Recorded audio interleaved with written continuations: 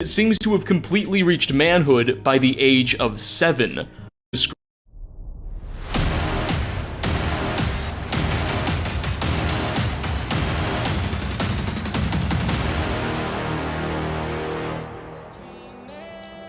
Skulle vi til at blive kærester?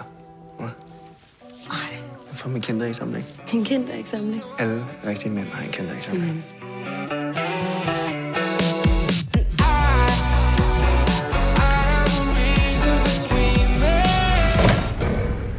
Hvad er det for noget natarbejde? Dit gamle. Nattevagt på retsmedicinsk. Var der ikke noget med en psykopat og en nattevagt herinde for mange år siden? Skalperede sine ofre. Knæppede dem bagefter. Fuck, sygt, crazy, pervert shit. Var det ikke en ven, der slog kommissæren ihjel? Jeg som skød ham. Hvorfor tror du, Wermer er død? Jeg vil møde ham.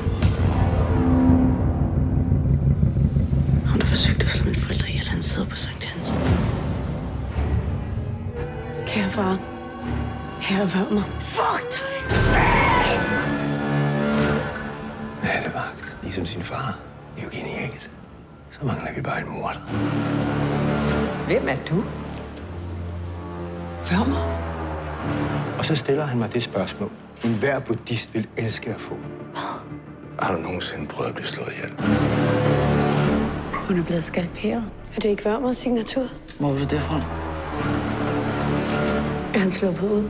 En copycat. Er du crazy? Ligesom din far?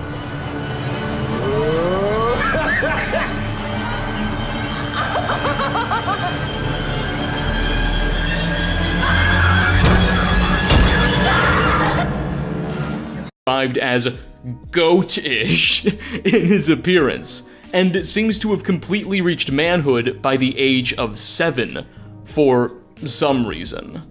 Anyway, throughout the story, it's mentioned in passing that the family is continuously working on renovations to their barn, constantly purchasing timber, nails, tools, all so they can add new rooms and floors to their building. But for seemingly no reason. Neighbors note that despite how much bigger their barn has grown, the Wheatley family's cattle herd has only gotten smaller. What's all that space for? It doesn't help that bizarre rumblings are also often heard coming from the farm. As the story progresses, the events escalate. Locals start going missing, the rumbling gets much, much louder, and many of the town's residents are captured by a wave of unexplainable paranoia and anxiety. Eventually, at the climax of the tale, it's revealed that the Wheatleys had been raising the child of a Lovecraftian god known as Yog-Sothoth in their barn, and the frequent expansions and contractions to the building were necessary not to accommodate a larger cattle herd, but to fit this creature inside. The beast soon grows so large that it escapes the barn and begins terrorizing the region, until it's finally defeated by what is essentially a coalition of academics who are well-versed in the ancient text and have an idea of what's going on. The end. Bethesda seems to have been inspired by this tale to include a similar supernatural entity at the center of their Fallout 4 location.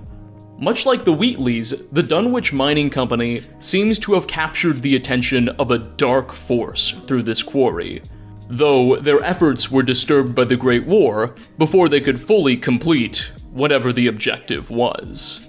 There's so much more we could discuss about this place, and the similarities between Lovecraft's story, and we will in time. But for now, I'd like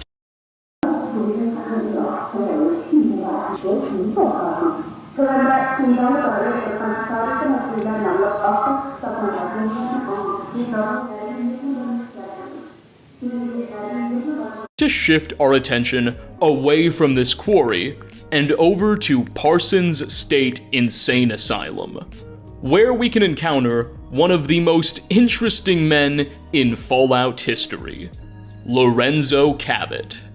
Dr. Lorenzo Cabot is easily one of the oldest humans we've ever encountered in the franchise. Born in the late 1830s, He's nearly 500 years old and shows no signs of aging past his 50s. As we learn during the events of the Cabot House questline, long before the bombs fell, Lorenzo Oplev Danmark. Prøv vores lækre, jeg vidste.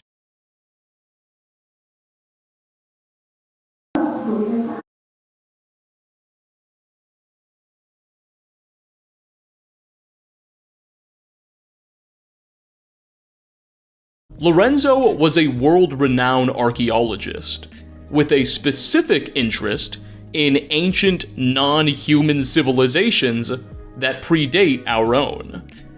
According to his son, Jack, who is also very old, though just maybe 40 years younger, sometime in the mid-19th century, Lorenzo embarked on Giv dit en time.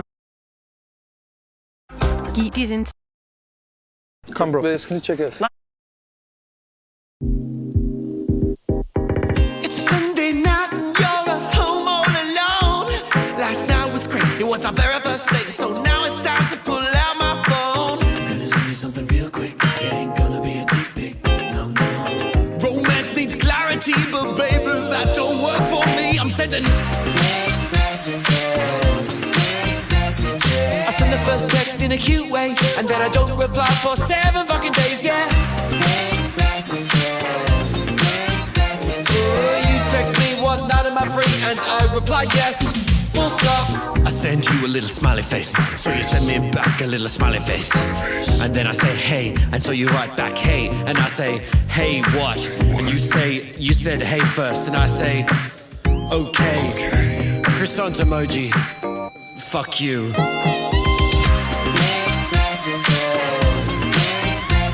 One second I say you're very pretty, and then I show up at your house and I kick you down, yeah. I pay for the dog's veterinary bills, but then I punch your dad in the dick, ha ha ha ha ha. Now we're going to a hospital, just me, you and your dad in the back of an ambulance. And even with your dad's broken dick, the air is thick with sexual tension. I'm really sorry for punching your dad in the dick, I won't do it again. You make me shake his hands and promise, but as I do I ball up my other fist and I punch your dad in the dick again, punch your dad in his broken dick again. You think I'm sexy, I'm being mysterious, sending you these mixed messages. You say, stop punching my dad's dick. I say, okay, but then I wink. So you grab both of my hands quick, stopping my third attempt to punch your dad's dick. Oh baby, you've played this game before. Too bad, I played a little bit more. You got both my hands, so I used my head. I headbutt your dad's pants in the back of an ambulance. And between the headbutts our eyes lock as we're holding hands, and we can't help but kiss over your dad's not once, twice, thrice broken dick. I say I love you in a cute way, and then I punch your dad's dick